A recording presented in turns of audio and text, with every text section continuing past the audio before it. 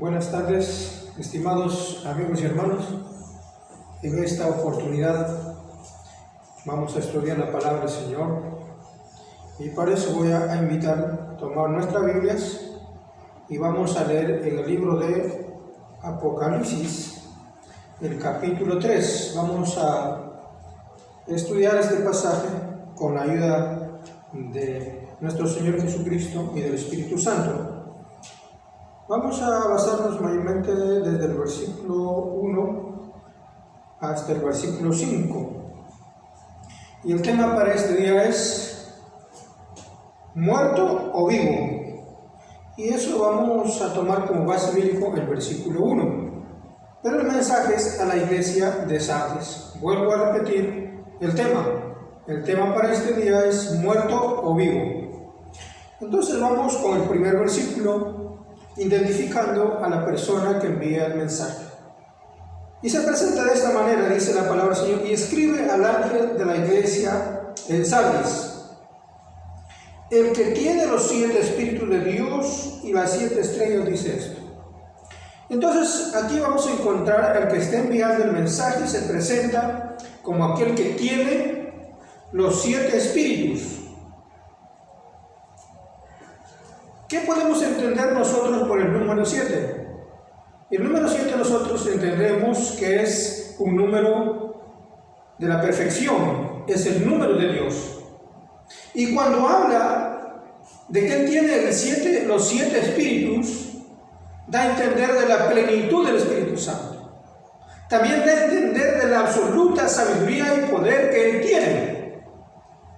O sea, está refiriendo a nuestro Señor Jesucristo. Y luego dice la palabra en la parte final, y el que tiene las 7 estrellas dice esto. Y habíamos visto en otro pasaje, en otra enseñanza, de que las estrellas representan a un ángel, y este ángel está representado por un representante de la iglesia que administra, ya sea un anciano, un diácono, un evangelista, un profeta. Cualquiera de estos siervos representa a un ángel. Entonces esto nos da a entender de que Él tiene también el poder para dirigir a los líderes como también a la iglesia. Por eso que Él dice que Él tiene las 7 estrellas. O sea, Él tiene el poder de dirigir a su iglesia a través de los líderes. O Él tiene el control de cada pastor, de cada encargado de la obra. Entonces ahí vemos que Él se presenta como el que tiene todo el poder y toda la autoridad sobre la iglesia. Luego pasamos al versículo que dice acá, la continuación del versículo 1, dice: yo conozco tus obras. Miren, las otras iglesias que nosotros hemos podido estar estudiando, vemos que se presenta con un reconocimiento, con una alabanza, con un halago a la iglesia. Pero aquí hace todo lo contrario. En vez de hacer una alabanza y un reconocimiento a la iglesia, ¿qué está haciendo? Dice: yo conozco tus obras. Y habíamos dicho también que las obras es el producto de un trabajo esforzado, de un sacrificado trabajo. Entonces es la obra. Pero entonces dice: yo conozco tus obras. Cada labor que nosotros hacemos, el Señor conoce. Pero dice acá que tienes nombre de que vives y estás muerto. Estimado hermano, en esta iglesia era una iglesia de pocas obras. Yo conozco tus obras. O sea, esta iglesia, vamos a ver que no tenía muchas obras por las cuales Dios podía exaltar y alabarlo. Tiene pocas cosas, pocas obras, poca labor, poco trabajo. Y entonces, pero ellos se jactaban. ¿Qué se estaba jactando? Por eso dice la palabra del Señor, que tienes nombre de que vives. O sea, tú tienes nombre de que vives. Podemos entender, en este tiempo, muchas iglesias, muchas instituciones se creen ser la iglesia perfecta. Se creen que ellos son los únicos que tienen la doctrina. pero muchas veces es pura apariencia. O sea, tiene demasiadas ramas y poco fruto. Esta iglesia estaba pasando por esta circunstancia de tener muchas ramas, pero poco fruto.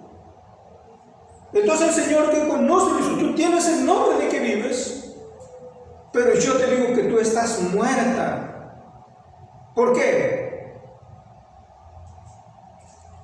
Porque vamos a ver un versículo de la palabra del Señor en 1 de Timoteo, el capítulo 5, versículo 6. ¿Qué dice la palabra del Señor? Pero la que se entrega a los placeres, viviendo está muerta. Miren. O sea, la que se entrega a los placeres, viviendo está muerta. O sea, entonces esta era una iglesia entregada a los placeres. Y placer tiene que ver con regocijo, con deleite.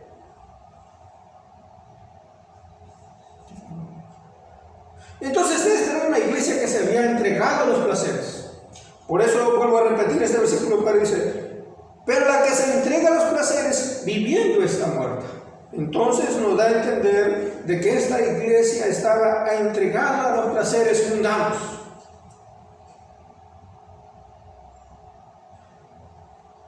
Muchas veces nosotros podemos ver, por ejemplo, hacemos una comparación con un cementerio en nuestras ciudades.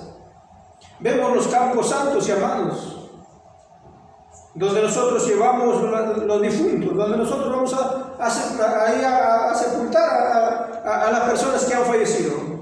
Cuando vemos, lo vemos todo arregladito, con buenos pasadizos, llenos de flores, muy bien adornados. Parece que en ese campo en realidad había vida, pero no hay vida, sino solamente nosotros podemos encontrar tumbas llenas de cadáveres. Entonces esta iglesia estaba pasando por esa etapa. Era una iglesia que simplemente tenía el nombre de que vivía.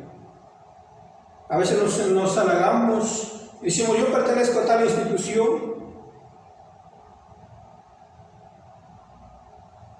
pero, estimado amigo y hermano, muchas veces las instituciones simplemente son nombres, pero Dios es el que conoce más allá de nuestra vista. Dios conoce y examina el corazón.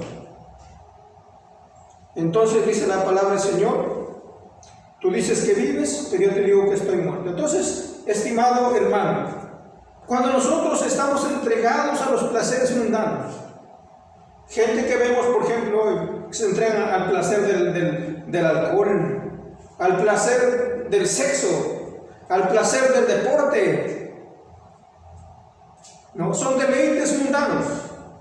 Y muchas veces la iglesia también se está involucrando en esos asuntos. Y muchas cosas que nosotros podemos emplear como deleites, y entonces nos está llevando a la muerte espiritual. Pero vamos al versículo 5, hay un consejo. ¿Y qué le dice? Sé vigilante. No. Sé vigilante. Y ser vigilante no significa tener los ojos abiertos. O cuando hablamos de ser vigilantes, cuando nosotros nos reunimos para hacer un culto de vigilia, no se refiere a eso. Ser vigilante quiere decir que nosotros debemos estar activos y ocupados en el servicio del Señor. En otras palabras, el Señor está diciendo, ponte a trabajar. No. Sé vigilante y afirma las otras cosas que estás para morir.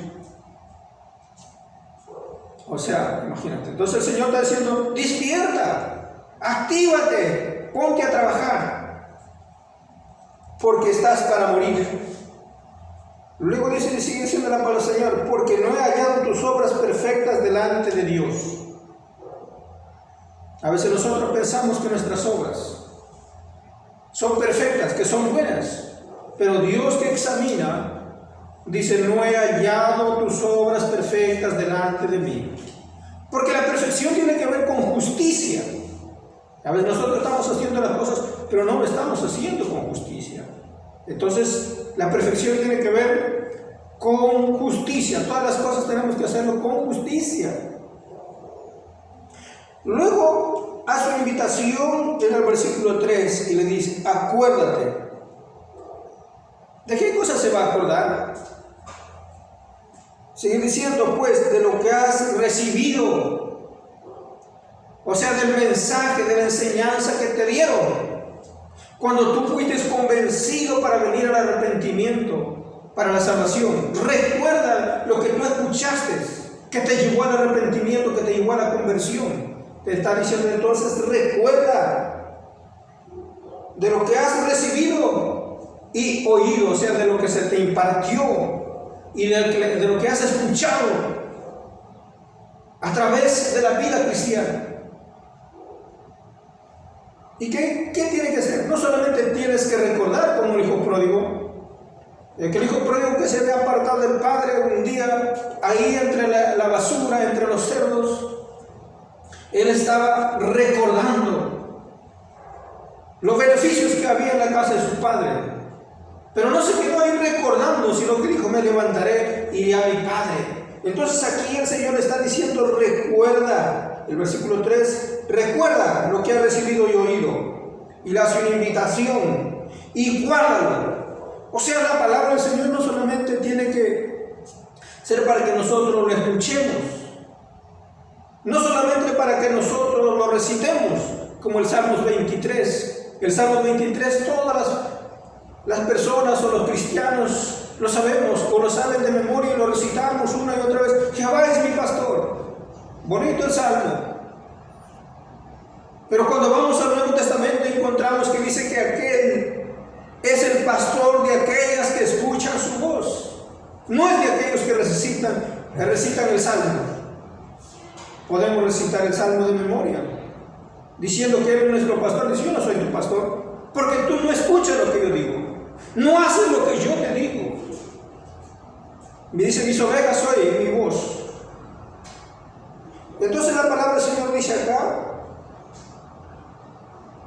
guárdalo, practícalo, y luego hace una invitación, y arrepiéntete. Cuando está diciendo que te arrepientas, está diciendo que te acerques al Señor y le pidas perdón por las cosas negativas, por las cosas que has estado dejando de hacer. Entonces el versículo entonces dice, en 3, y arrepiéntete, pues si no vendré sobre ti como ladrón en la noche. Aquí no nos está hablando de la venida que Él viene a arrebatar su iglesia.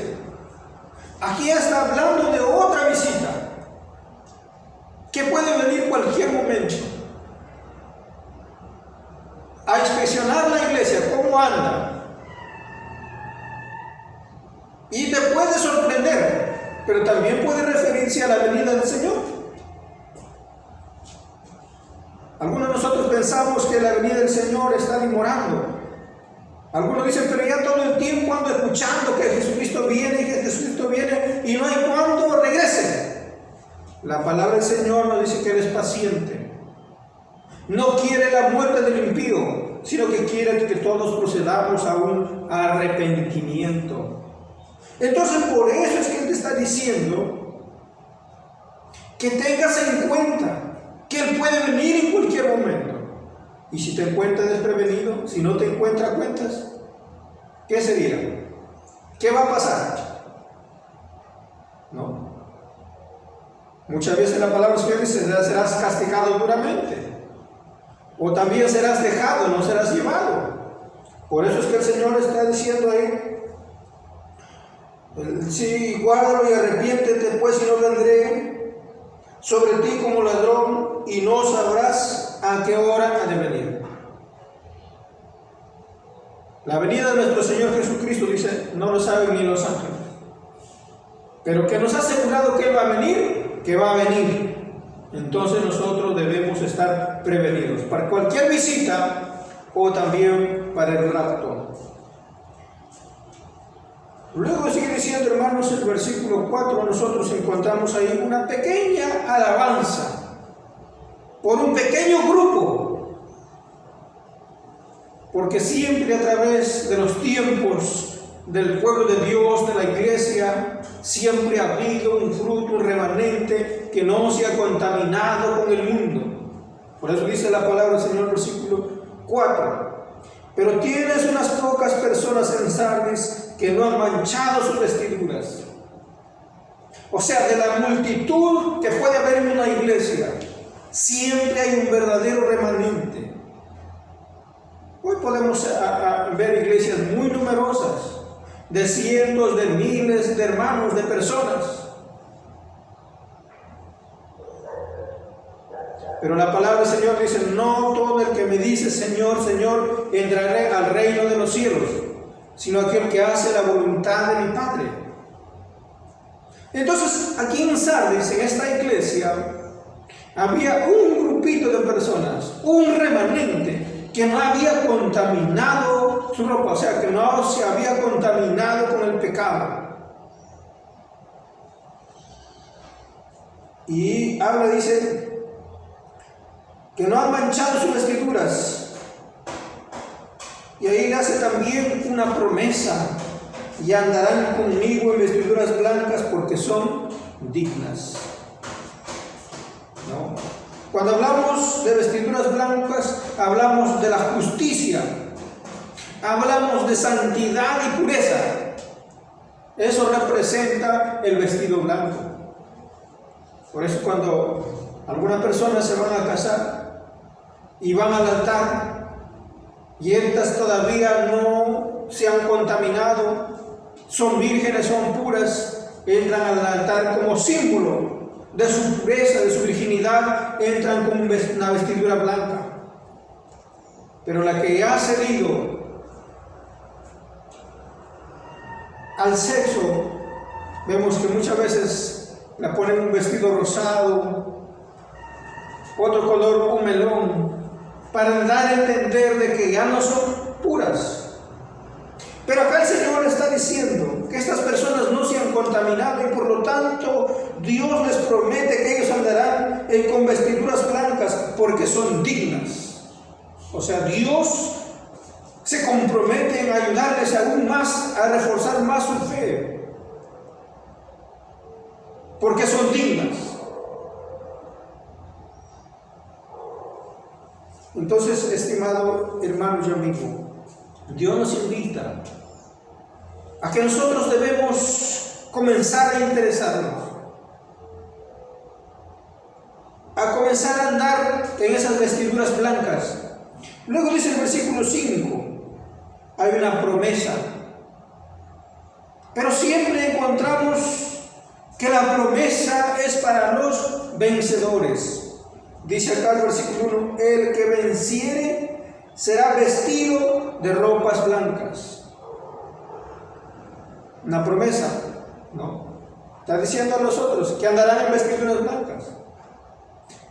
Aquí sigue diciendo y prevaleciendo esa promesa, para que se animen a las otras personas que han estado dejando, que se han estado olvidando de poner en práctica lo que habían recibido. Les anima que se fortalezcan y que comiencen a luchar y que comiencen a ser vencedores. Y si ellos van a ser vencedores, Dios les promete una vez más que recibirán vestiduras blancas, dice la palabra del Señor. El que venciere será vestido de vestiduras blancas. Luego otra promesa, y no borraré su nombre en el libro de la vida. O sea, nosotros debemos considerar esta parte, de que corremos riesgo de que nuestro nombre sea borrado del libro de la vida. Hay algunas iglesias que predican una vez en la gracia, siempre en la gracia. O sea, una vez que estás en la gracia, por más que peques, no vas a perder tu salvación. Pero este versículo nos está dando a entender otra cosa, que si nosotros pecamos, corremos el riesgo de que nuestro nombre sea borrado del libro de la vida. Porque así lo dice, y no borraré su nombre del libro de la vida. O sea, tú puede puedes haber caído, tú puedes haberte apartado de Dios, pero Él está haciéndote una invitación, que vuelvas hacia Él, te reconcilias con Él, que te arrepientas, para que tu nombre no sea borrado de ese libro de la vida. Porque imagínate si tu nombre es borrado de ese libro de la vida, solamente te espera una sentencia de muerte, que es la separación de Dios de los siglos o por los siglos de los siglos. Y luego también un castigo en el lago de fuego, porque así lo dice la palabra. Pero Él está diciendo acá, hay una promesa, que si tú comienzas a reconciliarte con Dios, comienzas a buscarle a Él te asegura que no va a borrar tu nombre de ese libro de la vida. Y luego dice, otra promesa, y confesaré su nombre delante de mi Padre. Imagínense, ¿no? O sea que Jesús se va a sentir orgulloso en presentarte hacia el Padre. Y que también delante de los ángeles, dice, imagínense, ¿no? O sea, tú puedes haber sido un pecador, tú puedes haberte apartado, pero el Señor te está diciendo, ven, vuelve a reconciliarte, vuelve a buscar la paz con Dios, y te aseguro que yo voy a perdonarte, y te aseguro que yo voy a presentarte ante mi Padre. O sea, Jesús va a sentirse orgulloso de presentarte hacia el Padre y delante de los ángeles. Así como el Padre del hijo pródigo, que dijo, mi hijo se había perdido, pero es hallado. Mi hijo había muerto, pero ha resucitado. Entonces tú quizás has muerto espiritualmente, has abandonado las primeras obras, o quizás estás a punto de morir. Pero el Señor te está haciendo un llamado, que tú vuelvas hacia Él en arrepentimiento. Por eso te dije al principio, el tema es muerto vivo. ¿Cómo estás? Tú puedes estar vivo físicamente. Y a veces cuando me encuentro con las personas en la calle, veo que las personas se saludan y una le dice, mira qué hermoso, qué hermosa te ves, estás gordita, estás lleno de vida. Nosotros también podemos mirar y observar de esa forma. Aparentemente tú estás bien, estás lleno de vida, físicamente te va bien, y algunos cuando les va bien en la economía, muchas veces la economía no es sinónimo de estar en comunión con Dios. Algunos se confían porque les está yendo bien en la economía, piensan que es estar en comunión con Dios. No nos equivoquemos.